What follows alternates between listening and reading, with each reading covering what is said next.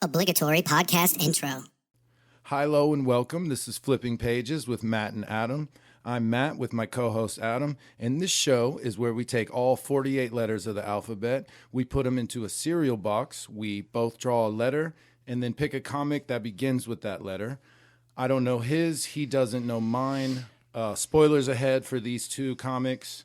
Definitely, possibly other stuff. Anything and everything. I'll be apologizing. Every time. So Yeah. sorry if we do spoil some random movie we bring up. It happens. We both drew F this time, Yeah. which, that'll happen. Yep. Well, I'm surprised it hasn't happened yet. I mean, Yeah. it's only, this is episode 15? Yeah. So, we've and then done a few. we don't draw letters on that one. No, sorry. those don't count. So, yeah. All right, so I got F.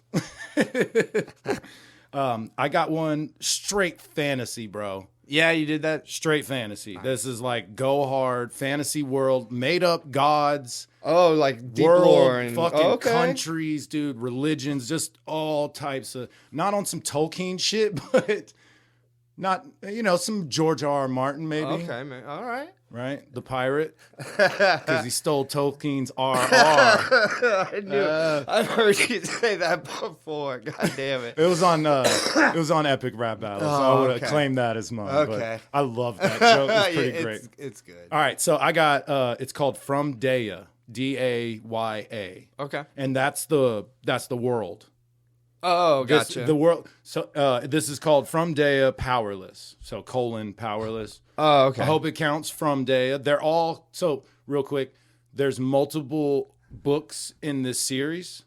So like there's From Daya something else. This and that. Oh, right? yeah. Subheadings. Yeah, Okay. so there's multiple stories going on, and they all like take place in like different periods of this world's like history, basically. Whoa. I did a little research, and the first book is it's like so long ago from this time that the characters are like legends and myths and shit, right?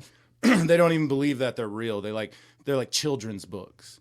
Damn. They're like those guys don't exist. They Yeah, weren't real. kind of like, almost how it is like now. in our world. Yeah, Exactly. I got you. Yeah. I got you. So this was written by Mason Pearson, son, Jason Nell, and inker was Stanley Kirk. So it starts off the main continent. I'm guessing they have a map at the beginning. Love it when books do that. Yeah, that's sometimes it's super necessary. Right. So it just has the name of the country that takes place in this graphic novel I have, and I think it's like 4-issue length, basically. Okay, cool. And it's called Savis, like Savis. So it's the country of Savis, possibly a continent, whatever. So it starts off with so King Moore is down in like Kingsland. That's what it's called, Kingsland, right? Kingsland. I'll say it all smooth like that. So King Moore's got his army. They're scrapping with the Southern army because every new leader or so, they're like, we should have our own king, and it should be me. Let's march up to the north, just kick their ass until they give us a new king. Very real. Never happened. Like, this dude's been king for a while, and his dad was king, so he's like, dude, like, we're always ready for you fucks. Like, y'all aren't. I think the equators switched, so the south is cold, and the north is like sand. Oh, Right? that's cool. And the middle would be like tropical, right? Yeah. So there's forests That's and the shit correct like that. layers. Yeah. Right. So it starts with them scrapping with the Southern army. They big battle. Everyone's killing everyone. So once it's over, right, Southern army retreats, and they're like, they do what armies do. This is their land, technically. He's the king, so he's like, man, bring those chicks. Those dudes look strong. Bring them. Let's make soldiers out of them, blah, blah, blah, right? So he's just going off. So the prince is there, and the prince has his squire, which is more of like his best friend that has to listen to him. But they met each other when they were real young, like before the prince knew fucking anything, right? And they're best buds. So if the Prince Terrence, that's his name, if Prince Terrence is like learning anything, Peter, the squire, I'll just call him the squire. His name's go. Peter, though. Anything he's learning, Peter's there. Oh, right? cool. The squire's yeah, there. yeah. So That's if Terrence is sword fighting, Peter's right next to him. And that's how it really worked. You were like, Yeah, but learning were they allowed to listen though? Were they allowed to pay attention? Yeah, that's like because that You was carry my son's shit bag when we're traveling. Yeah, so like if you were a real squire, it was like a night in training, basically. Oh, right. Yeah, Okay. so you're just low man on the totem pole. Right, but you're on there. Yeah, you're on your way. Nice. That's the beginning. Okay, so Peter's on his way up. All right, so during them taking slaves and soldiers and kidnapping basically their own people. Yeah. Terrence, the prince, is just kind of walking around. He's got a few guys with him. So he sees these 2 teenagers holding a baby, and they're taking off. They're heading out of town. They're gone. And Terrence is like, he's like a good dude. He's not like his dad, who's just fucking a beast, bro. Like, you want a king to run shit and everyone keeps their he's like Robert Baratheon, bro. Oh, okay. No one was fucking around when that dude was king. Yeah. That's kind of how this makes a is. good king, I mean, the yeah. South always gets some balls and come up north to fight, but yeah, that's about it. No bannermen are getting out of place, right? So he's like, man, if I tell the soldiers, I see that they're going to kill those kids and they're going to kill the baby, right? So Terrence is and the squire about 15 years old right now. Okay. So he basically lets the kids escape. They get seen anyway, and they get chased, but nothing comes of it. They don't find them. They're gone, right? Cool. So the prince is powerless. Squire is powerless. I'm sure that falls into like the title because a lot of these characters, some of them have powers. There are magic abilities. Yeah. Not powers, but you get what I mean. Cool. So they sneak off. Cuts to like 15 years later, right?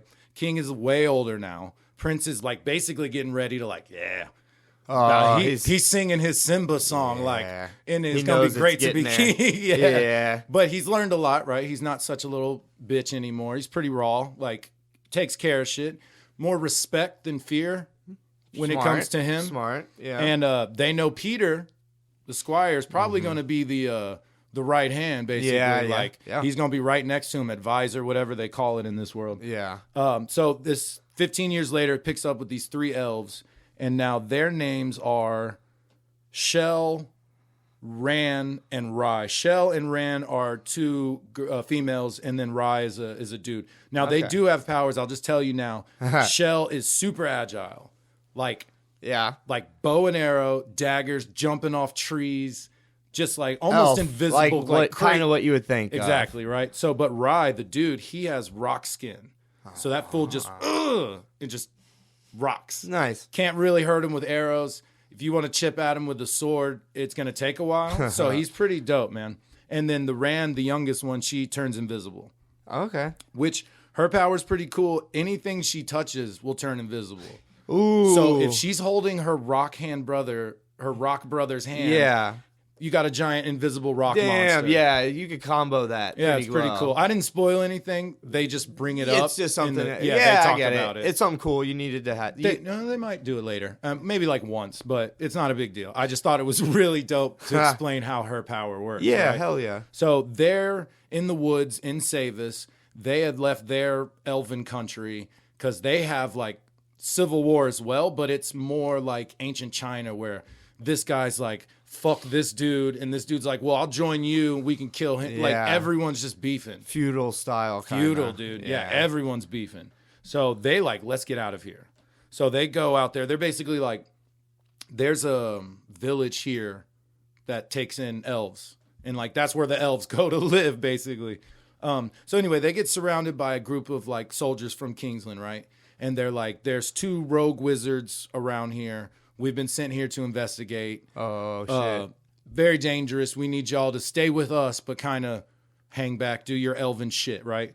You could kind of feel the like slight racism towards elves a little bit. Yeah, you know? so that's kind of the deal. Yeah. Okay. I mean, they got a village, they got towns where they can go, but they're in town, they're tolerated, but they're kind of like, hey, that's pretty bad. when you heading back home? Yeah, that's pretty bad. It sounds like a sundown town. You can be here during the day, and then at night you better leave. Yep, you better be on your way out. Me and my racist buddies are gonna do terrible things. Everyone's a bastard in these comics. They're all bastards. Oh, man. Nice. Yeah, they're all bastards. So anyway, the rogue wizards, the soldiers and the elves are trotting along. They're going back to their little camp where the soldiers were.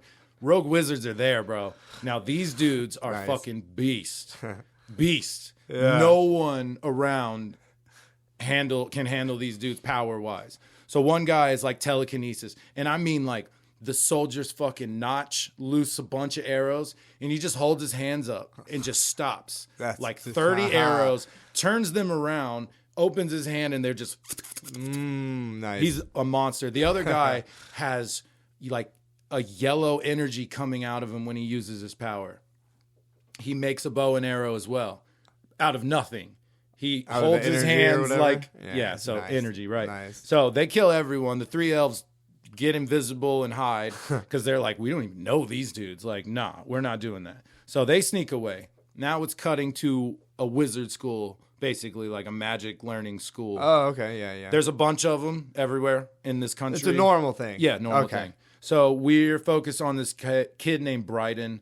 He's getting teased in the lunchroom for being powerless. And they're just like, dude, you've been here so long, you fucking freeloader. Like, look, I can make a shield. And the kid makes a shield and he starts talking shit. And like, you can't hear him. And then when he pops it open, he's like, that's why you suck, man. Like, you can't, shit like that. Nice. So he's getting teased. So Yeah. the school leader summoned him and this old man whose name is Stas. I might just call him the old man. Yeah. I Either don't know. old man. So Stas, old man, right? So they basically are like, hey, listen, there's 2 rogue wizards out there. Stas, the old man, is what's it called? Like the most well equipped to find these guys. And he can hang in a fight somewhat. Yeah. Right? He's old. He can actually do. And they were like, basically, when you're out there, take care of them and possibly learn if you have a power or not. Oh, that's right. They're So kind of like getting some shit and see what happens. Oh, so he's taking the powerless guy. Yes. I got you. And they're kind of like, the school's kind of like, Ooh, like, okay. let's get him out the door because he's just Sneaky. eating our food, sleeping here. They're just and- being sneaky. yeah. So about it. and before they leave that night, Bryden's all kind of excited. He's like, I've never seen the world. He got dropped off at the school when he was like a baby. Oh, doesn't know his parents. that's his world, And is the yep, school. exactly. Okay. So he has a dream where he's like running through the lunchroom. And it's like euphoric, bro. It's like dark pink, everything like a dark pink tint to it. And it's like, he's like high. He's just like, oh man, this feels great. Like he's like pushing books into nice. their place in the shelves and like picking up a fork on one end of the table and then like putting it down on the other, just slow and peaceful. And he's just like, this feels great. So he wakes up in the lunchroom. Right. So he walks in on the old man like, hey, you ready to go? And he's using his power. Dude, when he walks in, it's like an IMAX thing. It's like a sphere and you could see the forest. And he's staring at the dead bodies of these soldiers that we just saw fight those rogue wizards. Oh, okay. And he was like, we need to get out of here. Let me see. Do you have Yeah. Sorry, I took that. Yeah. Oh, okay. It's huge. Like, Okay, I I wasn't get it. expecting I that. see why you brought it up. Yeah, so he's got some kind of nature thing where he borrows energy from just like everything, every living thing, every okay. life. Yeah. Okay. So especially in the forest, most powerful. You put him in our city, and he's stealing it from us. Yeah. So he's just obsessed with like just, oh my god, that was insane. That was crazy. So they're like, all right, let's roll out. I know where we got to go. So they roll out. Old man, Stas, and Bryden. They're going out. So he starts explaining magic to Bryden, like, trying to talk him into like, you might have a power. We just got to figure it out. So basically, what it is throughout the world is everyone is kind of like a flat level of power. Okay. So if you can lift a cup, that's all you can do. It's not a muscle. You can't work it out.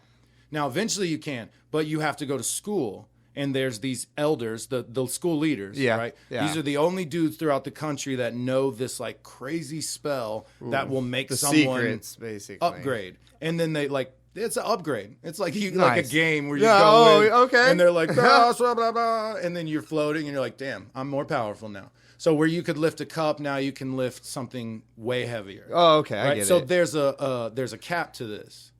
They can't keep going up. Oh, gotcha. Because they don't want someone out there doing what these rogue wizards are doing. Oh, okay. Basically. Yeah. And I didn't show you them. Preemptive. I'll show you them when they fight next because they're nice. fucking cool. Yeah, the art's pretty cool. Yeah. Oh, look, you want to do our segment? How are the faces? There you go. This is our segment. How are the faces? They're all right. Some of them kind of bothered me. The faces were all right, and they kind of bothered them. Well, let me see again. Those faces. No, you like more shit than I do. Yeah, you're way more open to it. I would. They're not great. They're not great, but I don't know. If they're as long as they're not different colors like that other yes, one. it's not.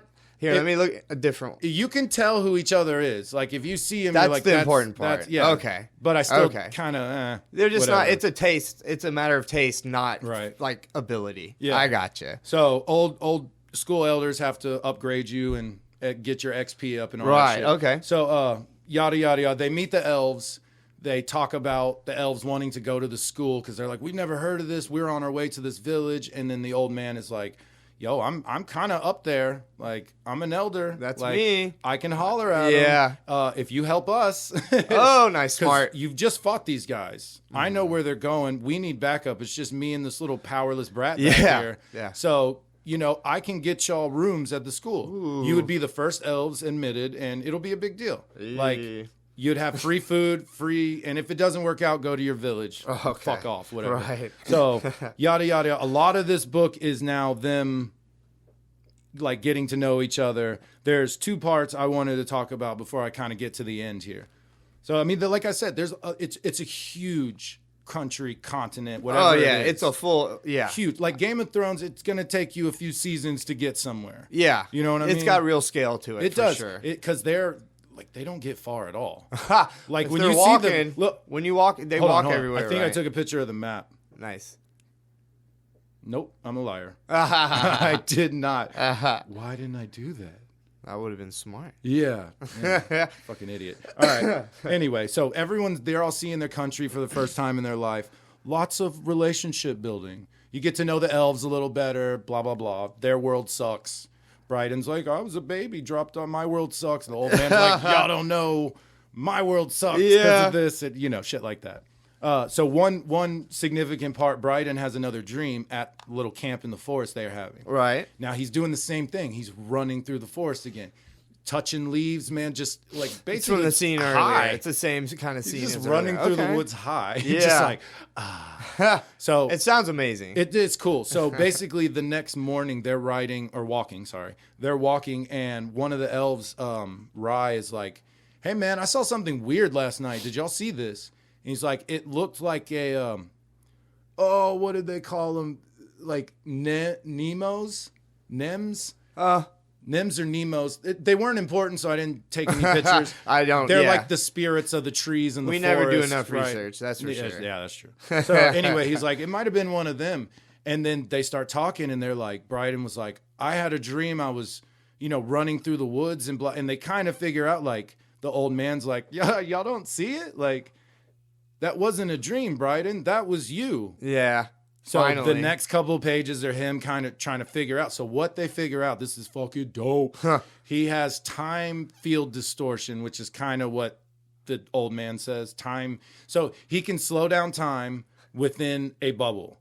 Oh, okay. And so once not he gets, okay. Yeah. So once he gets the upgrades from elders, the bubble might get bigger and time might get slower. The way he operates, though, it's slow to him, fast to everyone else. Right? So when he's euphoric running, that was him using his power. He's Full sleepwalking. speed hauling ass, No, actually. Not full speed. even. Chilling. Just, ooh. Chilling. Dang. Just steadily That's cruising, smart. bro. That's smart. Steadily cruising. So this is a big part. So they're being followed. The elf, Shell, the agile one, she's always popping off, going like, I'll check behind us. So she's like, there's a group of bandits that's been following us. I didn't know if they were actually following us, but now confirming they are following us. And they're kind of like, man, don't worry about it. And immediately these guys are like, ah! Of course. So they fight, man. Big old fight. But these bandits are heavy numbers. They're clacking the rock dude with axes. They're throwing nets over the invisible girl. Like, they figure it out. These dudes, like I said, this world is rampant with this shit. So it's not weird they're to not be surprised. like, oh, that girl can turn invisible. Yeah, I They're gotcha. like, Yeah. oh, shit, cool. We got They something know for how to you. handle. Exactly. I gotcha. Yeah, like throwing white paint on people and shit. Like, Genius. like really cool stuff like that. That's five so brain shit. They get all of them. Bryden takes off because he's like, I can't help. I don't know what to do here. I don't know what to do. He literally just learned he could do anything. And he doesn't know what to do with Yeah, it. I got So he you. runs off thinking, I can help later. I can figure it out, blah, blah, blah. So the bandits like are chasing him, but he's getting away, short of breath, turning it on again, basically practicing, but in the chase of his life. Oh, So he okay. ends up on this bridge. The bandits are running at him and they stop. And like you hear this like, right? You know, and Bryden turns around. It's this giant hand. It's the first like kind of magical creature that shows up. Big ass ugly troll, straight up living under a bridge. No, of course. So nice. the bandits are like, nope, not doing this. They start firing arrows. They're trying to kill Bryden from there. He takes one in the shoulder, and it's bridges over a river, like a strong ass river. This dude goes in, and he just gets thrown around like a fucking rag doll. Head's bleeding, fingers might be broken, type shit. Like he's getting thrown around. Sorry.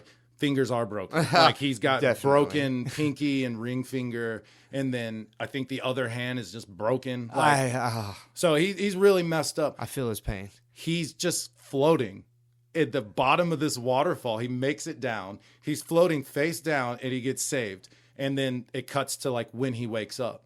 So he's freaking out. So he comes across more magical creatures. Not creatures. How dare I? It's a group of like nomadic skin changers. Like, now, they don't like to do it because they kind of get into it like it hurts. It's not the easiest thing to do. Yeah, there's real lore to it. If I want to turn into a bear, I kind of stretch my skin a little bit. It hurts. Like, that's not something I always want to do. That's cool. That's a good way to represent it or display that sort of thing. Yeah, they really have a handle on, like, you can't run around, just dominate people.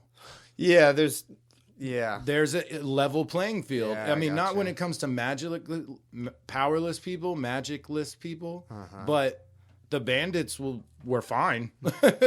Like, we didn't care that you were rock skin and she turned invisible and you were Figured it jumping out. off trees. Like, Figured it out. Hell exactly. So he mentions while he's getting sloshed around, Bryden does, he sees a door carved into the mountains. So the bandits, the skin changers. I forgot the dude's name. I didn't take a picture of his name. All right. Glenn. Sure. I'm Glenn, the skin changer. No, I forgot his name. It was something weird, George or some shit. Weird names. Of course. So he's basically like, yeah, those are the bandits. That live around here, man. They kidnap people. They go sell them to the dwarven country. That's where they make their money. Your friends are either already on their way to a ship or, they're up there in that cave. Okay. So Bryden's like, I gotta go get them. He's like, I need a sword. And the guy's like, man, no, like, all right, my daughter saved you. Like, I can't let you just go off and kill yourself. I'll help you. I don't want to go into the whole fight scene, but it is dirty. You start figuring out how to use his power. This dude does turn into a bear and just starts mauling people. And they do a cool thing where you don't see him turn. Mm-hmm. So Bryden turns around and there's a fucking bear. Oh, hell yeah. And the guy just stands up and kind of like looks at it and he's like, Glenn, I forgot his name. And he's like, Glenn. So, Anyway, they save their friends. Big, cool fight scene. Yeah. They're all tied up, looking grim. Nice. So he ends up fighting a dope-ass sword that they have stolen off probably someone else. Kind of special, not really elaborated on, but it seemed like it was going to be a thing. Oh, okay. Maybe in another series or something. Like they're teasing maybe. Could have been a thing, right? So, Anyway, everyone gets back together. They're still trying to find the old man's doing his thing. So basically, the chick Shell, she's like, we're getting chased by bandits again. And it's Captain Aldous, the guy that found the elves at the beginning. He never died. Okay. He was taken to some weird little cliffside village over there, like in the rocks, hidden. And he found a bunch of soldiers from all over the country that have been healed and are just chilling there. Yeah. So he's like, fuck it, let's go. Like, I'm Captain Aldous of the Kingsland Army, blah, blah, blah. Like, y'all are rolling with me. You are all Kingsland soldiers now. Like, big epic shit, right? Yeah. Little flashback of him doing real a big inspiring speech. type shit. So they all get together. Big old group of soldiers. Got makeshift weapons. Some of them have their weapons still. Most of them do, but some of them have like axes from farmers, shit like that. Yeah. So they're ready to go. Big culmination. Big fight at the, well, not really big. It's not like country versus country here or north versus south. Yeah. This is Captain Aldous, the three elves, the two wizards versus these smaller two wizards. scale than like some Lord of the Rings type shit or something. Exactly. Oh, that's cool. I like it when they do that. So you find out, big fight. Yeah. Captain Aldous and his men are dying. He's fine. He lives. Blah, blah, blah. Big fight, right? Comics. So they're making their way. They get through them and they get up to like the room that like before the king's throne and shit. Okay. King and Terrence are surrounded by soldiers. Peter's there. Everyone's at this one place. So I'll skip the big fight scene. And basically, so what you find out and what happens is that, now this is cool. It is not known to them. It is known to the reader that the two rogue wizards and Bryden are brothers. Okay. He was the baby. They were the two teenagers that ran off. With the They're- baby with the earlier. baby. Okay, yeah, I remember that scene. And what they found out there is they dropped a baby off at the Wizard College. An elder found them. He saw what they were doing and followed them. Was like, who are you? What are you doing? He knows the upgrade spell. And he made these dudes so powerful beyond anything anyone has seen in this lifetime. Yeah, pretty much nobody else does this upgrade. No. Right? Yeah. So his telekinesis is fucking busted, bro. The other guy's power is basically you can control your ability that magic gives you. This is how they explained it. Magic in the world gives you an ability. You control the ability. Bryden has the ability to slow down time. Yeah. He controls that. Right. This guy can control magic. Oh, so he direct tap instead of... So I see the distinction. if he wants to shoot fire, it comes out the same yellow light, but it'll burn you. If he wants to freeze you, it comes out and freezes you. Yeah. He wants to make a bow. He wants to make a sword. He wants to make fucking wings. Yeah. Unlimited, dude. This dude can do... It's kind of like an upgraded Green Lantern or something. Yeah, oh, yeah. Yeah, exactly. Kinda. Like, kinda. Busted. Yeah. Big old fight. The three elves, dude, they go hard, and they take out the telekinesis guy. Oh, nice. I think I just said Really? invisible. Apologies. The telekinesis. No, I said telekinesis. Yeah, Sorry. you They did. take him out. They do this cool little trick, man. It's so funny. They like the invisible chick like straight up does the all fours and they push him over. Like Like a bully would push a freshman yes, down. except when he falls on the ground, Shell comes by super quick and just fucking Nice. stabs him, gets his throat, man. And they were dealing with like, dude, he's got shields, like telekinesis, using objects, like big old fight, man. Busted, bloody, broken shit arms, blood, snot, Yeah. shit, ass everywhere. Yeah, man. it was bad. Yeah, crazy fight. These wizards were tough, and you'll see it on the YouTube video, the fight, because I'm gonna like focus on that. It's Oh, cool. pretty dope. Yeah, nice. Smart. Right? Smart. So Bryden, big boy, fucking learns to use his power and wrecks the other dude, the magic energy the guy. one who's controlling that I never magic. said their names. It's Dylan and Damon, but who cares? It doesn't matter. Yeah, so Dylan, Damon, Bryden, that was the three brothers. They don't know they're brothers. Oh, because They they don't just know. dropped him off They when he was a dropped him baby, off. so they wouldn't know. what And he looks doesn't like. even know who these guys are. Gotcha. Right. So, big talk. Who are you? You can't stop me. shit, and okay. you find out they're there to kill the king because he attacked their village, killed their parents. Blah blah blah. Bryden's also kind of like, what? Like, you did that? Like, he don't know any of this stuff. So he's like, Ooh. you're a fucking evil man. Like, I should let him kill you. Oh, shit. He's not like, you killed my. Yeah. None of that because they don't know. But he's just kind of like, dude, I didn't know you were like that. It's actually messed up. So he decides, they fight. Bryden ends up getting him, man, using his slow-mo. He actually goes full speed this time, and it's like on some flash shit. Tries for sure. This Yeah. guy's swinging a big, bright yellow energy sword with a shield in front of him. Nice. And this dude comes from behind, gets him in the throat, chest, stomach, just sword in, man. Done. Awesome. Oh, shit. So everything seems good. King Moore did die. So Terrence is now stepping up to the plate. Peter is now the squire, right? Yeah. So clear the dead bodies and everything gets back to normal, basically.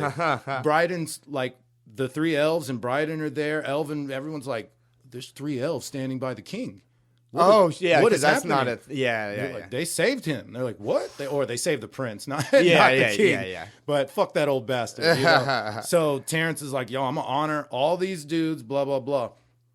Fucking buildings start falling down. The South is outside again. Giant army. They're ready to fight.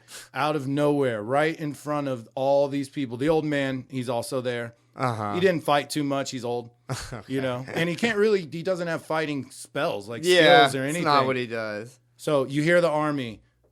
Squire Peter pulls out a knife and fucking kills the prince right there. Oh, shit. All the soldiers bust in. The South are in there, man. They just ran through because no one knew they were coming.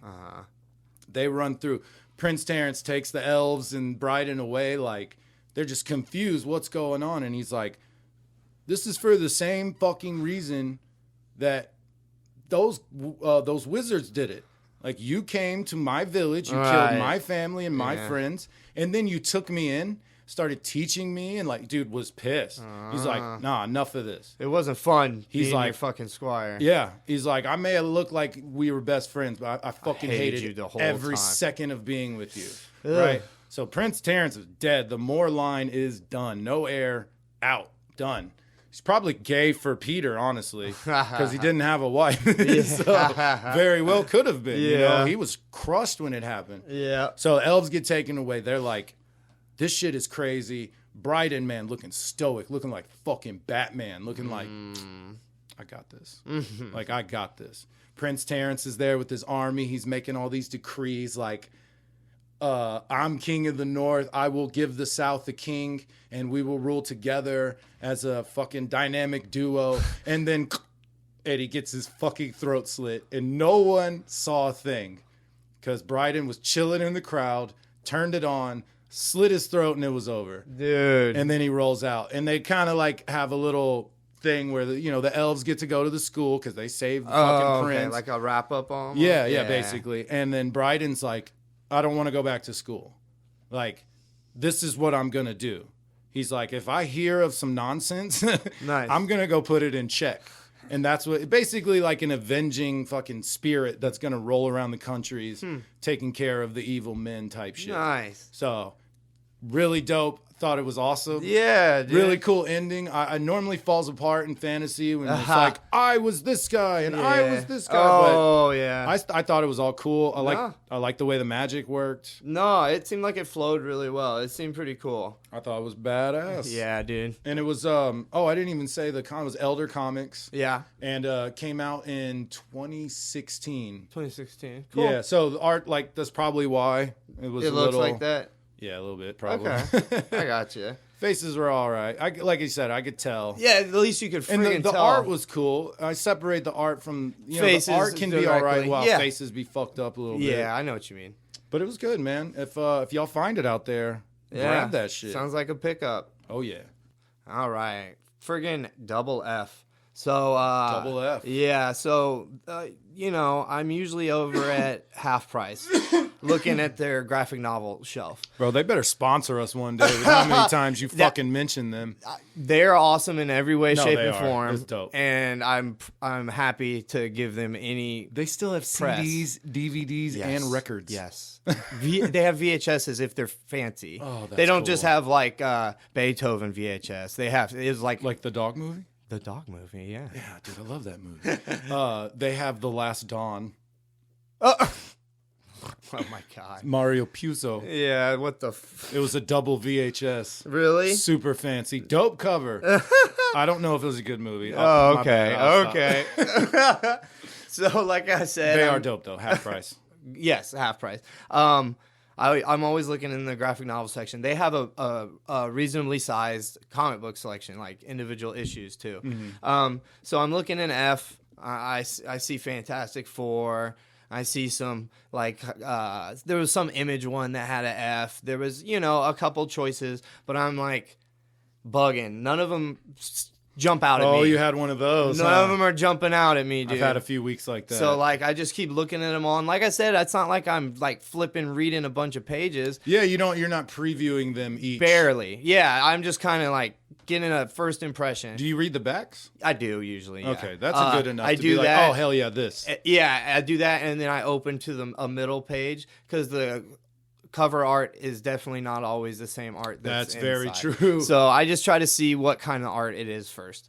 That doesn't always like if there's some that I've definitely done where I saw the art and was like, that's not my thing, but I'm still gonna do the comic. Interesting story. Exactly. Other things outweigh that. Mm-hmm. So I was like, I kind of gave up, bro. I was like, screw it. I'm gonna just grab some single issues. I do that every once in a while. Mm-hmm. For a while, I was going up there constantly and buying like 2 or 3 every other day. For a while, they're so cheap. They go from like expensive ones there are like $5, and then most of them are $2. Oh, 2 is cool. Yeah, $2 is a good price. That's straight. It's fine because most of them cost $5 to get brand new now. Mm-hmm. So $2, less than half. So I'm just like thumbing through A's, and it's all the same A's that have been there for a while. So I'm not excited. And then I was like, got to F, and I was like, oh, I don't have to 100% do a full graphic novel. Mm. Whenever we started this, I said we could do single friggin' issues. You were just looking to look. Yeah, yeah. Okay. Yeah, exactly. I was like, hey, what? Yeah.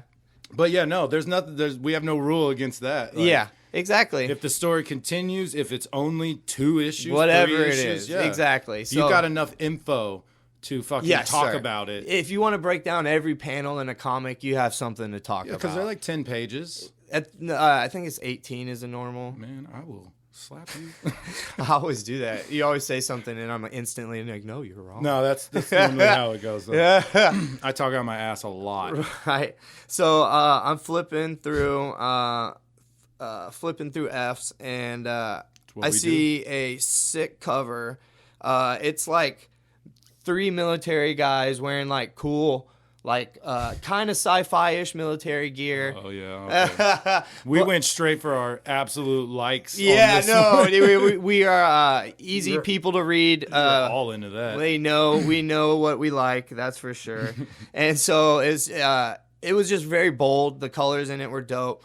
And a lot of those comics that are sealed in the back, like the individual issues, they use the poly bags that have the sealing, the self-sealing, yeah. and some of them have even tape on them. But if they have the poly bags, usually they're resealable. So if they have that kind, I open those. I'm not supposed to, but I do. Fuck yeah. Yeah, so I was like, open it up to see if the art inside was cool too. It wasn't done by the same artist, but it was sick still. I was hyped on the art and was like, this is cool. What's it called? The actual comic's called Fugazi.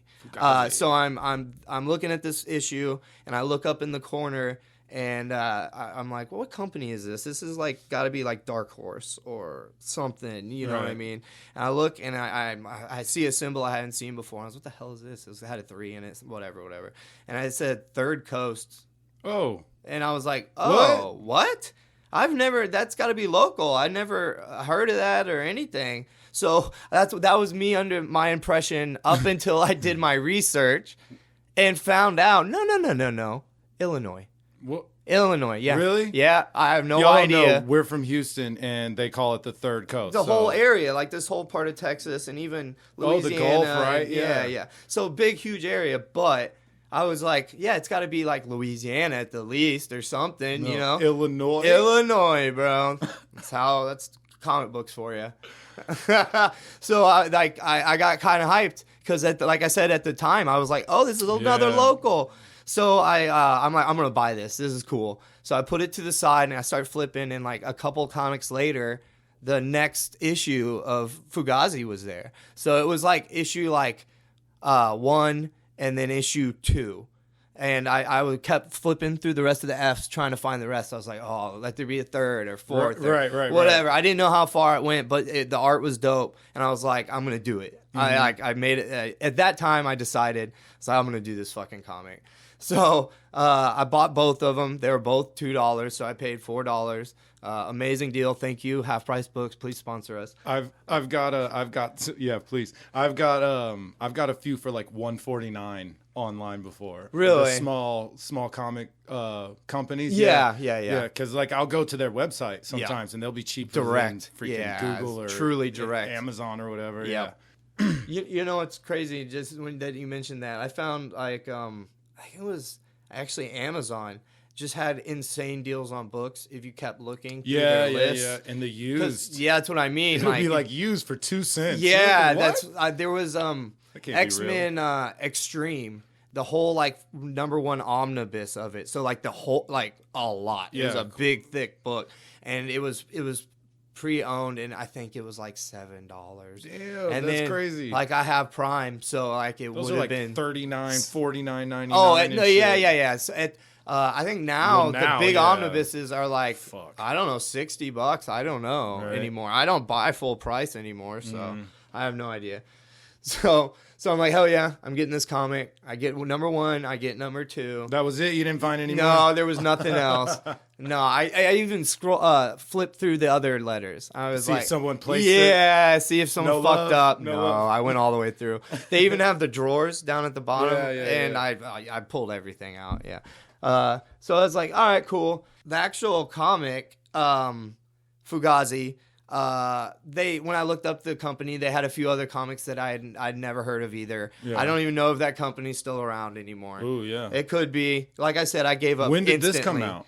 Oh, this one was 90s. So it was like holy shit. Yeah, what? no, it's been 90s. It's 90s. Everything about it was very. That's crazy. I was thinking you were gonna say 20. No, that's the. I think it was like I did write that part. 94. Oh wow. Yeah, not dude. expecting that. Yeah, so like it's very modern for what it is. The story's not super modern or whatnot, but the art's cool and progressive. It's cool. Okay. It's cool. Okay. This is our segment. How were the faces? Okay, so the faces, dope. Oh yeah, you got lucky on yours. I did, and the reason is because the guys were wearing kind of the same outfits, like the same uniforms. They had to make their faces very distinguishable between each other. Makes sense. Since it's just 2 issues, it was the same artist between them. Oh, nice. And so you could pretty easily tell the difference in who was who just by their face. Nice. And, like even wearing like military gear. So okay. Good. That was our segment. How were the faces? Let me get the necessaries out of the way. So the artist was Kay Harper. The writer was, let me see, Jackson Oliver. And then, I just wrote down the year. Yeah, 94. All right. I didn't write down the inker or anybody else. It does. I never tell that anyway. Sometimes it's a long list, and I'm like, I'm not doing all them. If you have like the Spider Island has 20 different artists in it. Yeah, exactly. It gets crazy. So the story is like, it's you know, just like most comics, it's kind of like an omniscient, like third person, omnipotent third person, omniscient or whatever. You can kind of you're not really seeing stuff from people's point of view. Okay. This is like so it's a group thing. It's more focused on the group. Exactly. No one Ensemble? Person. Yeah, no one person is the ensemble. Yeah, that's right. Okay, that's 100% correct. No star. There's no one person that makes the comic where you're like, oh, that's the guy. That's him. Yeah, that's him. This is Fugazi. That he must be Fugazi because he's. Is there a Fugazi? Yeah, that's okay. Cool. Yeah. All right. So ahead, so Fugazi is the name of the underground government sect that this story involves. Okay. So the whole name of the comic is Fugazi, and Fugazi ends up being the name of the government wing that we end up like following. A military branch? Yeah, so kind of like what is it, like the made up MI9 or whatever. Oh, okay. So it's kind of like that. It's just another We're with nameless Fugazi. Yeah, another nameless cool. agency. Exactly. You're like, that means fake, right? Yeah, dude. These dudes are weird. But seriously, so like the whole the whole unit, the entire wing of this wing of the government is run by like 10 people. Ooh, council, yes. okay. It's kept small because as soon as you add one more person, your secrets get out. Prone to evil. Yeah, you put 4 people together, one's going bad. You know what I mean? So you want the smallest group that can accomplish your goals. So this military unit is what I wrote it down here. Oh yeah, C unit is what they call themselves. So the I can see it. It says, oh, how does it spell? CUNT. Yeah. So wait, they walk with around a hyphen. It's got a hyphen. Oh, though. C-UNT. Yeah. That's fucking awesome. It's on their uniform. Yeah, it's got dots. It's an abbreviation like NASA or anything like that. Like scuba. So it just happens to be that way. That's awesome. They don't even like mention it in the comic. Nobody's like, hey, why is it called this? Yeah, like, right. have you ever noticed it spells cunt? And then like nobody's like worried about it or nothing. They're like, nah, it's all good. It's all good. So we're not supposed to be real anyways. Like, whatever. Right. Not a big deal. So, right. They're all shadowy. Yeah, so. super shadow. Like way more. It's like an inside joke. 10 people know. Like, we got those 3 dudes walking around with cunt on their uniforms. That's pretty funny, right? So I'm just going to kind of like lore dump you right now. Wait, real quick. Do they say send the cunts?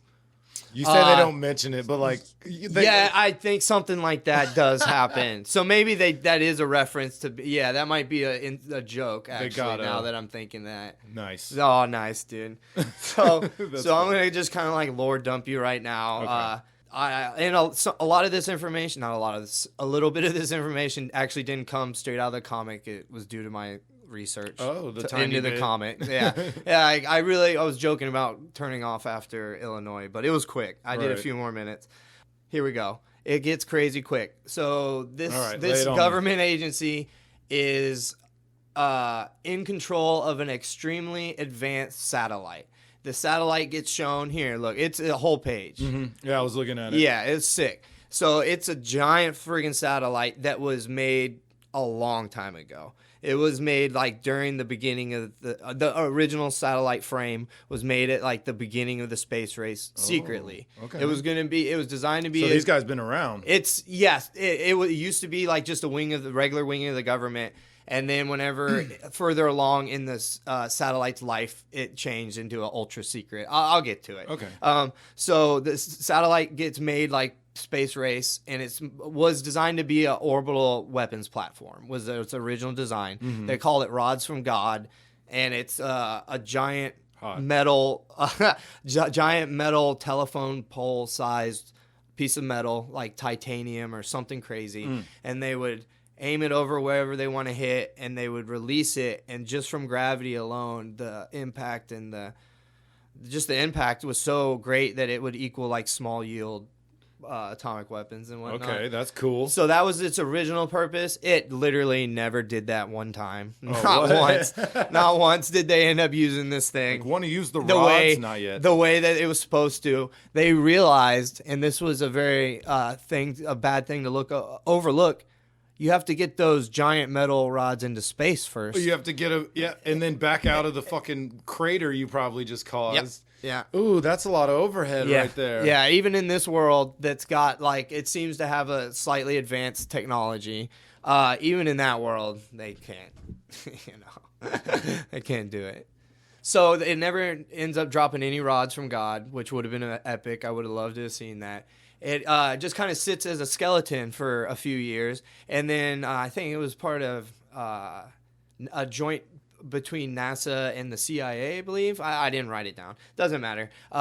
They were like, hey, we got this big skeleton basically up there that's got solar panels on it. It's kind of ready to go as a power platform and as a platform to be utilized. CIA, NSA, NASA joint operation. A bunch of initials. Yeah, exactly. It started out, like I said, it was supposed to be the rods from God. It was a platform that had solar panels on it and a big rigid platform that something could be mounted on because that was the plan for the rods. Right. So they're like, we need spy cameras up there. Right. That's the most logical next step. Yeah, and the year is kind of ambiguous. Like I said, this is set like it's like the comic came out in like 94 or whatever, and I think it's supposed to be set like in like 99 or 1999 or something. The future. Yeah, at the time's future. So they have better tech. Yeah, guns are a little more they didn't go sci-fi. crazy with it, like a bunch of flying I can cars. see and they shit. look like regular guns. And... just like the real world.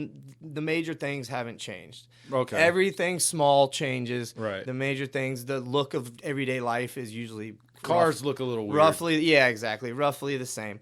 So they're like, this must be like I said, the comic book's based in 94, but this satellite was put up, like I said, at the beginning of the space race. So I don't know. It looks like maybe the 80s or the 90s they put up the camera.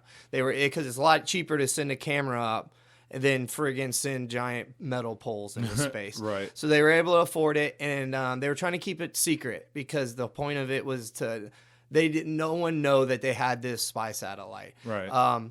So it got out basically that they had a spy satellite. So it's going to, when you have 3-4 different agencies, with each agency having 20-30 people knowing about it, each one. So it got out that this spy satellite existed because that's how real life is, I guess. I don't know, comic books. And comic books. So when that happened, a splinter group was formed right after that happened, when the secret got out. Splinter group was formed with very few people. I think the original number was like 5-10 people, maybe somewhere in there. And they continued doing work on this satellite. They changed the orbit. It took a lot of effort and a lot of money, but they were able to secure the funds. They changed the orbit of the satellite. And now it's not where it used to be, so now people don't know about it anymore. Whatever. Okay. So they start sending up better cameras, switching out cameras, putting up radio receivers, this and that, and then they were testing a like communications laser, and they had all this tech, and they were testing this communications laser, and there was an accident, and somebody got hit by the transmission. So the laser was made. Right. The laser was made to be super strong. Was it righted on the ground? So it was almost. It's made to be like as instant as possible and as powerful and carry as much dense information. Duck. So it's supposed to be shot into like a bowl. Oh, okay. Like a satellite dish. Jesus. That's different. To collect it, yeah. A giant satellite dish what you said. to collect the laser. Okay. There was a guy that was outside next to the laser. Something happened. The trajectory went off. He got hit with the information laser. As soon as he was hit, he got knocked out. He got taken to the hospital. They're trying to take his blood, and they can't. The needles keep bending on him. And then they're like, okay, that's weird or whatever. So they start trying to like... they're checking his vitals and stuff. Everything feels fine. Everything's normal. He doesn't seem to really be injured other than being knocked out. He seems pretty damn healthy besides not being able to take blood samples. So he stays in the hospital, and all sorts of crazy shit starts happening. He eventually starts floating out of bed. He starts just pretty much like he grabs the rails of the bed and like crushes them. Right. So he's like exhibiting all his crazy powers. Yeah, I don't have to keep it secret. It doesn't matter. I'm explaining the whole thing. He gets a bunch of superpowers from the friggin' beam. He can only have one superpower at a time. Blah, blah. They figure out all the minutia of it. Right. So this small team puts money, like black budget billions, into the development of this satellite. They want to do it again. They got a taste, and that guy. He by the way, he did end up dying. He did not live that long. Everything seemed fine. He was functioning pretty normally. Got released. It's like a battery. Huh? Yeah, he got too much energy. It was bad. Yeah. He was. That's what I would assume. Yeah. You're dead on basically. Oh, nice. Yeah, you're good at that. You call those. Well, it's logical. I mean, he was when he was out. He makes sense. He was switching through his powers a lot, switching back and forth between. Oh, is that what testing? Did it? Testing them out and going overboard. So like chemicals are changing, like biology's whole changing. Everything. That probably. Oh, that's in crazy. between the powers and stuff. Like it's putting a strain on his body. Because he's switching through them real quick. You find out you can't really do that. So they put all these bajillions of dollars into developing it, and they refine this thing. Now they can pick what power they want to beam down. Ooh, I don't know if they explain it. I'm sure they had some tech mumbo jumbo to try to explain it, but whatever. I'm skipping that. So they figure out how to tune it, basically. Right. But then they're testing it on all these people, and it works, but then they die. Even whenever these guys that they're testing on didn't start testing all their powers and go overboard, right? They ended up dying anyways. So they're like, people seem healthy. We don't understand. So they figured out that 99.99% of people are going to die after getting hit by the ray. The ray's going to work. The first work right away. You're going to get whatever power you're supposed to. And you don't keep your these people that are in these experiments don't keep their powers after. So it wears off. Whereas the first guy, he just was a heavy battery and he kept it and he used it all up. Okay. So these guys, they from all the limitations of the laser and the technology, you can only total in a row can do 30 minutes of power. That means exact time of power. If there's time in between where you're not using powers at all, that doesn't count as your time off. Oh, so it's okay. It's actual beam down. You have the power. You're doing it. 30 minutes. Yeah, 30 minutes total. So using multiple ones, 30 minutes? Yes. Totally. Like you can. Okay. So the other little limitations were you can only do one power at a time. Mm-hmm. You can't if you switch to another power, you can't switch right back to the power you're using before. So one and done. Somewhat. Yeah, for the most part. Like I said, you have that short 30 minutes. So if you bounce around too much, just like boom, boom, boom, boom, trying to use all your powers, you're gonna kill yourself. You're gonna kill yourself. Patient zero syndrome, basically. Even the people that they find that can cope with the laser, if they go crazy with their powers, that's a death sentence. Okay, so very reserved, very specific times. Yep. So only 30 minutes total. For days and days. Oh, okay. Yeah. If I get a power and then I need another one, I don't get another 30 minutes. No, not 30 minutes each power. Get total. Total time of using powers. 30 minutes. Your That's body will get strained. Yeah. They don't want the people to die. Even the people that can cope with the laser at a genetic level, they still don't want them to burn out. So right. So you better be fucking precise. Then. Exactly. Know so exactly they figured what out you need. 30 minutes. Because you could go further, but they just know that's fuck you. They don't want to kill. So that's the point. It's whoever. not that you couldn't, you shouldn't. Right. So you get all these cool little limitations, which I love. Like all this little like tech mumbo jumbo and the justifications here. Hilarious. So the whole first issue is just tech mumbo. Yeah, it's like I said, I did some of what I'm telling you right now is from later issues that I didn't read. Oh, so from the research, that. Tiny bit of research I did. My bad. So that's how I'm doing such a huge lore dump, because this first issue has a lot of this, right? A lot of it, but it's not everything. Okay. Needed a cohesive view of this satellite and what it does. Yeah, right? exactly. Got it. All right, so we're almost done with the lore dump, guys. I promise. So there's all these limitations on the amount of powers, blah, blah, blah. There's only certain people that can handle it at all. Right. And so this, like I said, the corporation over the years stays small. The back alley NASA offshoot, whatever it was, that started with the satellite thing. Mm-hmm. They stay small and they stay secret. So they are like fanatical about staying small. The entire... that's like their pledge of allegiance is like no new people. Fugazi? Yeah. Or like a fight Fugazi. You don't talk about Fugazi. That's right. for damn sure. It seems like most of these people actually live on base. I don't think they don't go have home? regular lives. I don't think they do. You're in it for life. They're fanatics, basically. Right. They're like fanatics.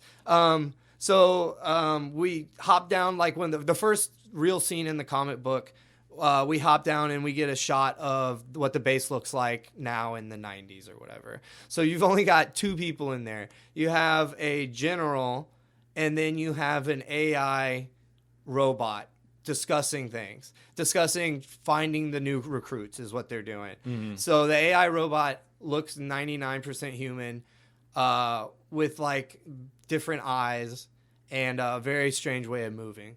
So like they've knocked out of the park most of like the android type features and whatnot. But it's not perfect yet. There's definitely Uncanny Valley, and it's kind of creepy looking, to be honest. Got it. So the general and the AI are discussing finding. Oh shit! Yeah, she. It? Yeah. Oh yeah. So she? it identifies. Sorry. So the AI, it like I said, it's in the body of like a person, and it kind of thinks. It refers to itself as a female, and her name is Willie Lee. So I guess she picked that name herself. And because they didn't give that to her, built her in so Alabama? She's like basically she's basically like a person. So she's like Data from Star Trek. Right. Very good. That's a good analogy. Like kind of like Data. Yeah, I can see that. Yeah. So like, they're discussing finding new recruits, and they are surveilling new recruits with the satellite actually, because it's still used. Yeah. So they paid for it. We're gonna use it. Yeah. So they show one guy who's if anybody's kind of the main character, this guy I guess would be kind of. Okay. They focus on him maybe slightly more. His name's Raul, and he's in the Coast Guard. He's actually out on a ship when we see him. He's not a friggin' captain or anything, but he's all right. He likes his job. He's good at his job. He enjoys his job. He's a cool guy. So we see him get called to the radio room. He takes a call, and somebody says, we're with the government, whatever. We're with the Navy, whatever brand. He was in the Navy. He goes, or Coast Guard, sorry.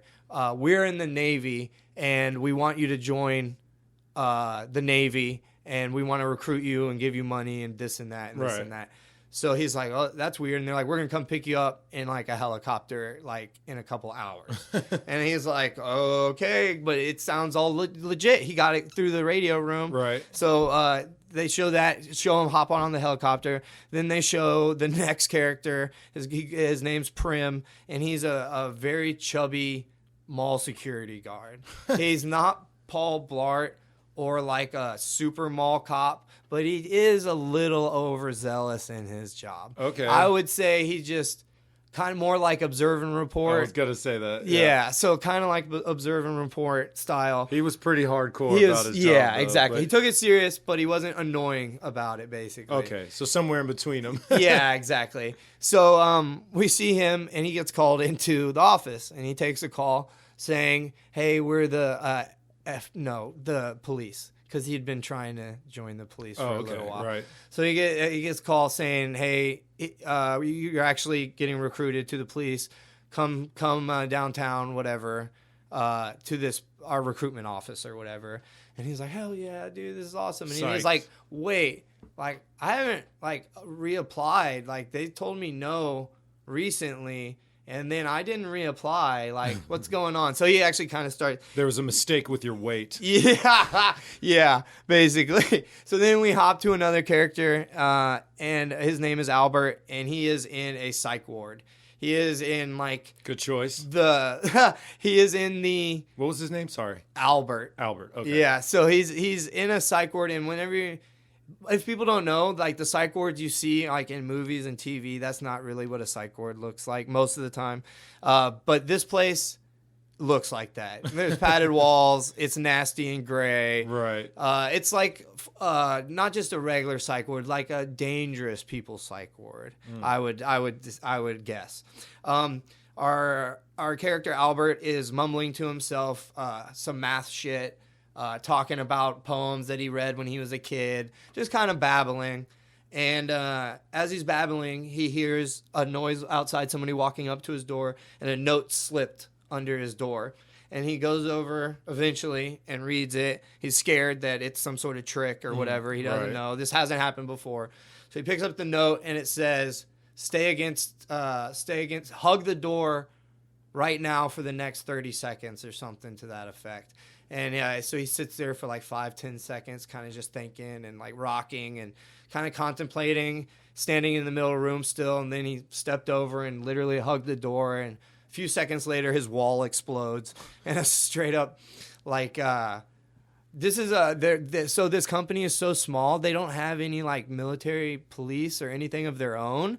So these are mercenaries that were hired. So they're not really, they don't know anything that's going on. They're not told shit. That guy. Go get that guy out the psych ward. He's probably going to fight you when you go, but he needs to get him. We need that guy. So they bust in, they grab him. He doesn't really fight him. He's like, well, whatever. He's semi-lucid. They have him on the crazy butt jab drugs that knock you out and whatnot. Nice. So he's kind of out of it. Those still. are fun. So all our characters, the other guys, they go to the places they're called to. They all show up and then kind of get black bagged. So everything was seeming legit. It was normal up until the point where they walk into, like, the other two guys walk into rooms where it's dark and they get black bagged. And they wake up in our military base that we saw earlier. So this military base is where they originally were going to do the rods from God. So it's really old. It's back in the day. Nobody knows it's in use anymore because it's so old. It's supposed to be out of commission. So our setting is like a super old like missile silo type place. Really cool. The art in this part, the whole architecture, amazing. Nice. The lines in it, like, it's just like, it's brutalist architecture. If anybody knows what that is, it's the definition of brutalist architecture. No one knows what that is. It's gnarly is the point. And so I love that part. That was something cool that stuck out. So these guys wake up from being black bagged. They're all in one room together. They're all in one room. I'm actually not even that far. They're all in one room together, and they're looking around at each other. The only guy that was awake the whole time was Albert. He's just kind of chilling. The other guys wake up black bagged. General comes in, AI comes in, and they just straight up explain everything immediately. They don't like vet these guys further. They just like seemed like they had some pre. They knew about them. Yeah, it wasn't an accident. Yeah, it wasn't an accident. They grabbed these guys. So they're explained what's going on. They explain this is the AI. They're explained about the satellite and that they used the satellite. They've been using the satellite before these guys to empower their agents to accomplish ultra underground, ultra black book dangerous missions. The worst, like the stuff that the government definitely can't be associated with in any way. Like maybe even sometimes like helping warlords and whatnot because it's actually beneficial to. So what are these guys government. Just like quotation marks dead now? Like KIA? Like so they got scooped up and they don't explain what happened to their lives. Yeah, they don't explain that they broke this comic books. Yeah. They broke a dude out of the psych ward and never mention it again or whatever, you know what I mean? It'll come up. Yeah, like, maybe after 2 issues. I don't know. Someone will be like, fuck this, I'm not doing it. And they'll be like, you can't go home. No. Your mama thinks you're dead. You're dead. You don't exist. You're dead. You fell off a boat. You drowned in gravy. Yes, and that sort of shit. I'm sure. I just wanted to make another fat joke. So they get explained what's going on. They all agree, even Albert, who's like lucid now. He's off the medication that the psych ward was giving him, so he's more lucid now, which means he's a little more agitated and whatnot, but he's also more lucid. Right. So they all agree to try out basically, become part of the Fugazi group, basically. So they start a training montage. And it's like a stereotypical like page of training montage of them testing out the powers, learning this is where you learn all the minutia about, you can only use this power for a few minutes. And then you can switch to another power, but you can't switch back to that other power. This is where that lore dump happens actually in the comic. When they're testing it out, learning it, whatever. So they have a cool... pretty much a danger room in their nuclear silo place. It was a basketball court. Training. Yeah, so they use it for training. So they're testing out, and the satellite is shooting. They're using the actual satellite shooting through the ground into the underground base. I thought that was cool. Oh, that is cool. Yeah, it can give you powers anywhere on Earth. So you're stuck in a cave, and you're like, I need to do this. At one point, they do it through the Earth. To get somebody on the other side of the Earth powers. Oh, okay. That was cool. They were like, I don't know if it's going to work, but they ended up doing it. It was cool. Right. All right, so we get the cool training montage. They're all learning their shit. And during this, you find out that they start giving Albert medication that he couldn't get anywhere else, and it cures the dude.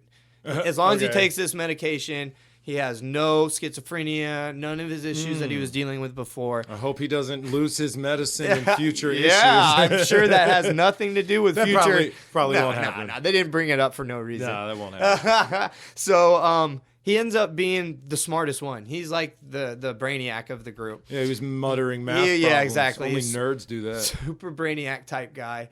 So this is like basically the end of the issue is them being like, we're ready. Like, second issue? No, into the first issue. Okay. This is all, like I said, this isn't all. You read later. Yeah, exactly. So like at the end of the first issue of them being like, we're ready. Like we're like. So teams formed. Yeah, teams Let's go formed. Get some shit. They've learned how to do their thing, whatever.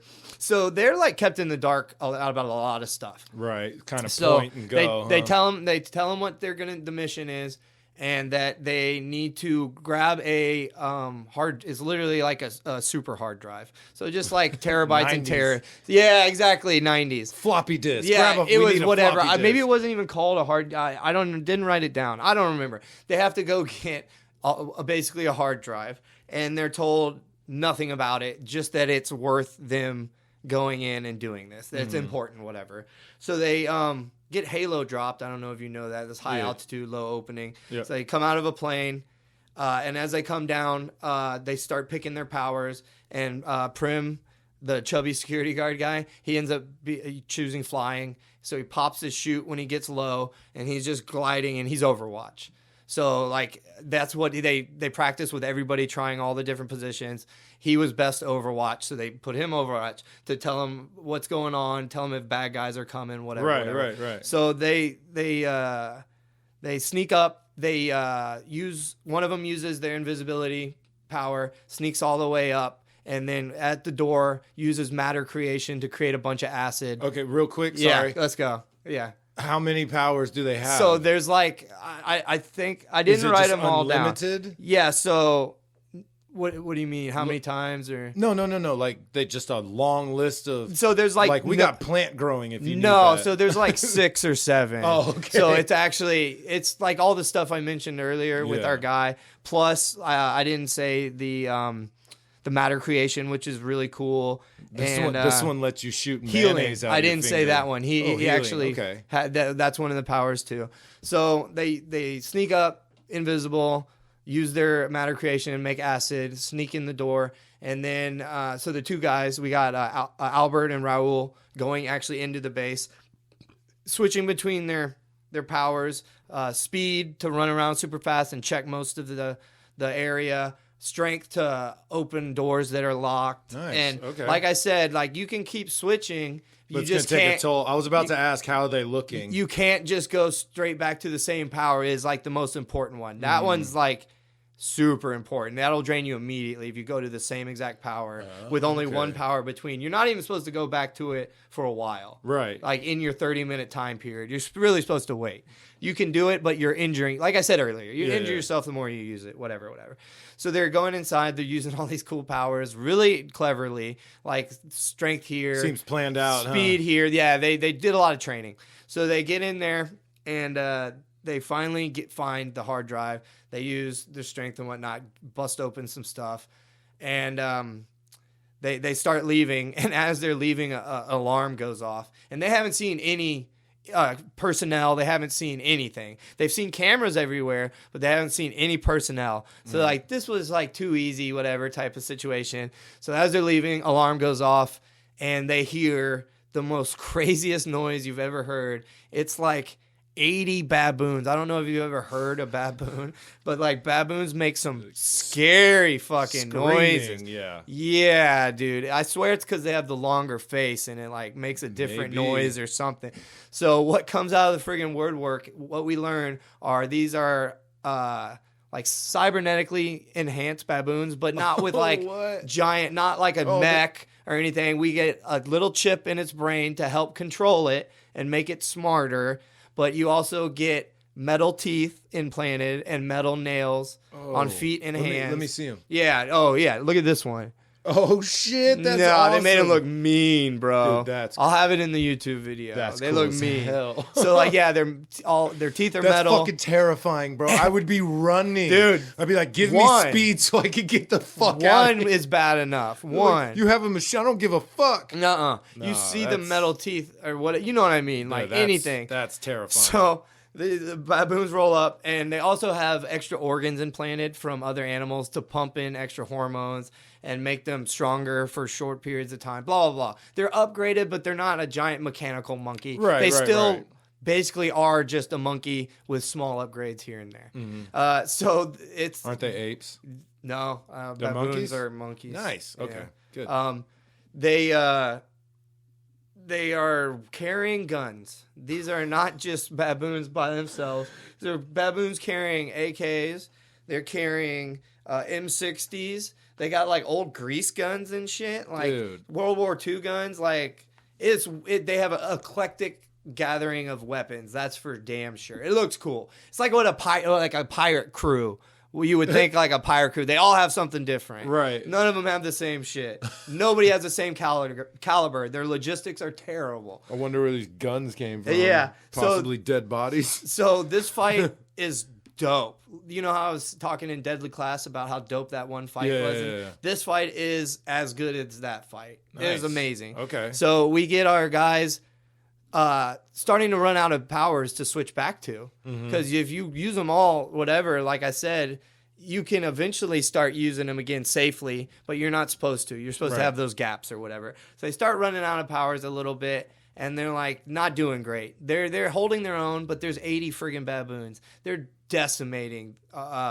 They're not decimating. They're whooping our characters. Our characters are fighting back. They're fighting back. They finally get out of the bunker they were in. They come out of the bunker, and there's more baboons. They had just beat the first giant group of baboons, and they're escaping. And there's another group of baboons, same looking people. They got guns. Mm-hmm. They're in a big group in front of them. So they're calling. They've been calling Prim. They've been like, Prim, we need your help. We need you, bro. Where you at? Where you at? And Prim's been nowhere. So like our two, Raul and Albert, are just kind of like beat up and standing there, basically resigning the fact that they're about to die. They have no more shit to do without hurting them. You know what I mean? Surrounded by murdering baboons. Yeah, exactly. Carrying guns. And then finally we get a crackling on the radio, and we hear Prim saying, I got you, I got you, I got you.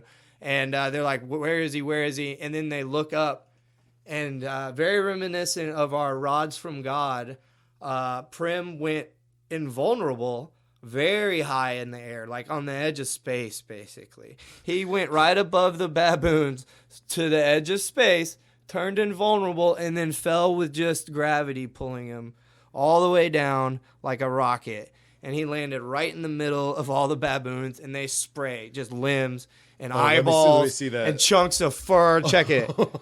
Dude, it's graphic. It's graphic. Oh, that's sick. So he's like falling. He's like, I am the rod from God. Yeah. So this is like basically the end of the comic.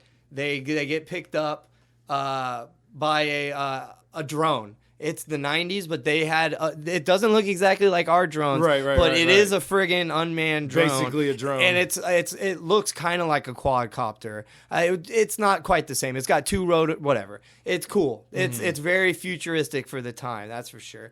They all get picked up by the drone. They get flown back to the office, the nuclear silo, whatever. We're headed back to the shop. They get back and they're like, "Hey, we almost died. Can you friggin' tell us what we are doing with this thing?"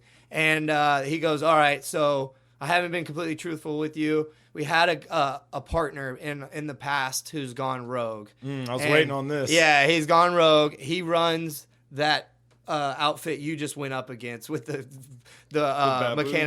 mechanical baboons and whatnot. Yeah, so he just goes by a number. He goes by 111, I guess, or I maybe 111. Shot of his face and it says 111. Yeah. Okay. So whenever they're explaining what's going on, we get a shot of our 111 guy. Okay. He is a extremely old man in a very mechanical wheelchair. like extremely I didn't mechanical. see him looking like that. Yeah, extremely mechanical wheelchair, and he's got all his baboons around him, and he's like petting them. It's like standard evil doer type moment. Instead of a cat, it's a baboon. It's a giant baboon, exactly. And then we get one of his human subjects that he only has a few. He retained the idea of not bringing people in. That's the entire reason he used baboons. Right. They're not people. secrets. They can't go tell secrets. They're barely smart enough to pull the trigger of a gun. So he's got one henchman who's like, they got our terabyte storage or our floppy disk or whatever, and is explaining to our character 111 that they're gonna have to do something about it, and he's kind of like it's on type of thing. He doesn't say it's on, but that's like the indication. Oh, so, trust me, we will. So that's the end of the second one. Obviously, I don't have the end because I didn't read all of them, but just that's like fucking sick. Yeah, dude. So just real quick, as like a quick wrap up, like the art. I love the art a lot. We did our faces. The faces thing. We already did it. They were dope. They were really dope. Like I said, you could tell the difference between all the characters, even when they were wearing the same uniform. Right. That baboon shot was cool as hell. Man. Yeah, that was dope. So like overall, it was dope. If you ever see it out in the wild, grab it. It's worth a read. And it does keep going. I just didn't get any more. Yeah, you couldn't find it. Yeah. So yeah, man, it was dope. This is. This is our segment. It's time! Yeah, I knew you were going to get all hype. Nah. This is our segment, Matt versus Adam, where normally we would take a filter and like a random character generator, see who we would get, and see who would win in a fight. And we set the arena as just 2 blocks downtown Houston. And the fight is on site, no prep time. None. So we're going to do something a little different for this one. Yep. We're going to use our characters from the comics we read. Yeah. So I take Bryden. I'm taking my my slow down time guy. Right. And so who did you got 3 guys. I mean, yeah. So like I would say probably the smartest one, the best like using powers and whatnot. They're pretty similar. Yeah, honestly. they can all do the same thing. Right? Albert, the smart one who was crazy. Okay, the smart one who was crazy. Yeah. So yeah. downtown on site. Yep. So I could slow down time. Yeah. Oh yeah. So like your whole thing is like gnarly. You can't react to me. Yeah. Now, though, I am a regular dude. Yeah. And all I have is a sword and the ability to slow down time. So I can deal with bullets, right? Bombs, any magical ability. It's like the Harry Potter problem. Like you bring a gun to the Harry Potter universe, you're gonna do pretty good. Right, but I can slow down time. Yeah, that's a gnarly. And we'll take like a little older version of Bryden that's a little bit stronger than like teenager, I guess, because he does continue to go on in the world and do that shit. Right. So just for the sake of this. yeah, because exactly. He's basically a kid. Yeah. But by the end, he fucking wrecked it. He left the crowd, he slit the king's throat before anyone knew. He what wasn't happened. helpless, that's for sure. Yeah. Like my guys didn't start out as like highly trained and whatnot, but like they're pretty highly trained now, so like they have that going for them. Do the Coast Guards go through boot camp? They don't call it boot camp, I don't think, but yeah, it basically is. Okay. They do very similar stuff. They get made fun of, but it's not a joke. You got 30 minutes though. Total. So if I can hold out and defend myself and not get shot or choked or anything, I can just come stab you. Yeah, unless I'm invulnerable or me moving super speed, because that's my check that I have against your time thing is I can super speed. Yeah. So how do people react to that? Are you when you run super speed? Is he seeing, or is that character? Do you see everything fast? So like, or is it slow like mine, basically? I mean, so I don't know how they would. They didn't really show that. So are we just gonna be slowly running towards each other? Yeah, like, if we're both moving that fast, right? Yeah, I could match your speed. Or maybe it feels like mine. we're moving super fast. Right. Like, yeah, they don't. Yeah, so that's a good point. Yeah. Weird. Yeah, I didn't think of that. So if you're invulnerable and then you can't touch me. And I can stay invulnerable for the full 30 minutes. You can, but I just have to outlast you for 30 minutes. Which we got 2 blocks of a downtown street. Right. I can duck behind cars. I can disappear into buildings and alleyways before you see me. But like I said, dude, I have it where if I don't use a power, if I'm not using a power currently, that doesn't count against my time. Right. So when I'm looking for you, I can just be powerless to extend my fighting time. Right. So you got a list of the powers here, right? That's not a full list. I didn't write them all down. Okay, so strength, that would be good. But with strength, you're not invulnerable to... that was one of the things. So strength is no good. Yeah, so for the strength, they use like a brass knuckle type attachment because they're not invulnerable. So they have to protect themselves using their strength. Okay. When they use their strength, so they use like a giant like a knuckle duster type thing brace on their arm to keep them from shattering their own arms. Right. Using their super strength. Oh, so also a little stipulation. You're probably not loaded up with guns. You were just buying a hot dog. I would have a hidden one That's what I was thinking. on me. Yeah. Right. So, and I got my sword under my magic cloak or whatever. Yeah. Their little school cloak he wore the whole time. That's funny. So what? I mean... Man, like we have like kind of comparable power levels here, if you ask me. Invulnerable, even if you're looking, you can't touch me. Yeah, true, but then you can't hurt me, and I can't hurt you. So it's almost like rock in a hard place type thing. Yeah, and the only other thing, matter creation. Did you see any of that in your issues? Yeah, so they made the acid. They created the acid. Oh, that's right. In another part, a guy creates a bunch of lead in a ball and uses it as a projectile. That was pretty cool. Okay. That was pretty clever. Again, though. Yeah. I can see it coming. I'm not going to be able to... Yeah. I could just move that shit out of the way or just duck around it. Exactly. So, fuck. If I can get to you with my sword and you're not invulnerable, it's over. Yeah. But you also have guns and I'm a regular fucking dude. Right. Damn. So, like, sometimes I give numbers... And like 50 fucking 50, right? 50, right? I can see him getting shot, just miscalculating. Something going wrong, right? Or even me running out of energy and not being able to, because they have a flat level of a template of power. Right. That isn't grown. Dude. So, what the fuck? You flip a, tie? We never done it before, but if we're being honest with ourselves, I think it might actually be a tie. Because I feel like he could get away from a lead ball. It really, the fight comes down to invulnerable, who's can outlast who. Yeah. And as far as that goes, probably 50-50. Up in the air. It's up in the air. If I'm using more to get away from you one moment, you're going to win. Yep. If I'm using it correctly and I just wait you out, I win. Fuck. Yeah. It's really all it comes down to. Yeah, being real is 50-50. Quite crazy, dude. Fuck it, dude. Let's tie.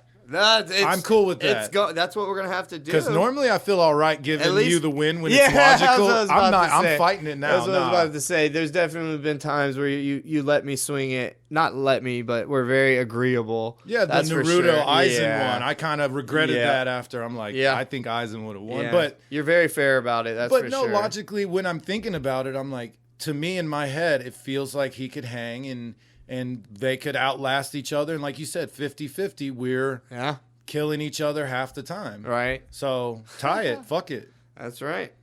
Tie. First time. All right. So with that, you also really think about this, though. You need to take into account that all of this was fake. Literally everything we just said was a lie. Yeah. April Fool's, bitches. Not one thing. Not one thing. No. These weren't real comics. They weren't real writers, artists, characters, story. None of it. Even the Matt versus Adam. The companies in companies were fake? Yeah, that's not real. So the stories are real because we made them up. Yeah. And what yours, right? So like the framework of what I said was something I thought of when I'm not exaggerating. I think I was in 5th grade or 6th grade, something like. I was a super nerd when I was a kid.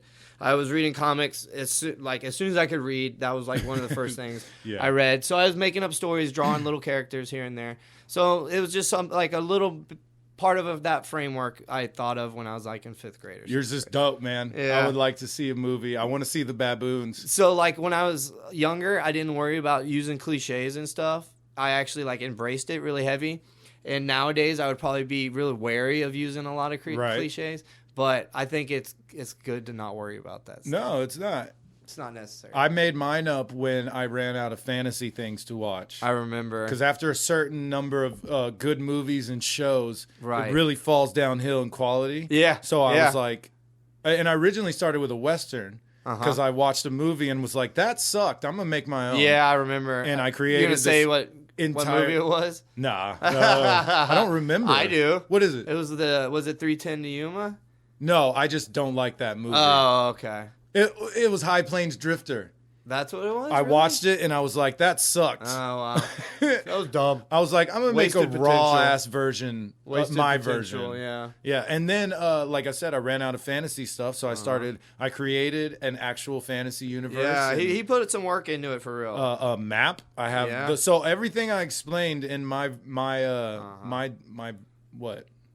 segment. Yeah. That was all the stuff I had created, the story, everything. So April Fools, haha. Yeah. Isn't that fun? We lied to you. That was fun. I hope you enjoyed it. So we are on all podcast platforms. Yes, for real, all of them. Instagram, Facebook, and X. X, not a porn site. Not just X, just one X. Yeah. New episodes release every Monday on all podcast platforms and YouTube. Anyone that has been liking the pages, listening, we deeply appreciate it. Really, for real. Yeah, thank you very much. And we will see you on the next one. Yep. Y'all have a good one. Bye.